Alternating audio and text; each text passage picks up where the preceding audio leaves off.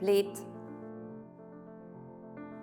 Sliko Blejskega jezera z otočkom in gradom na vrhu strme pečine je naslikal umetnik, ki je bil navdušen planinec.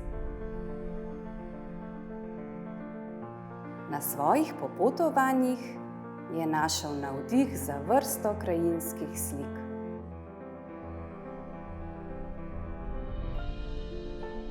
Enega najbolj priljubljenih krajev na Slovenskem je slikar predstavil v privlačni podobi. Po nebu se podijo beli oblački,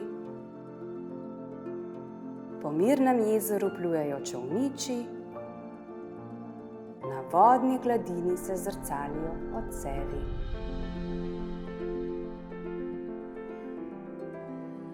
S takšnimi slikami so si meščani krasili salone svojih udobnih hiš in v zavetju domačega ognjišča občudovali naslikano pokrajino.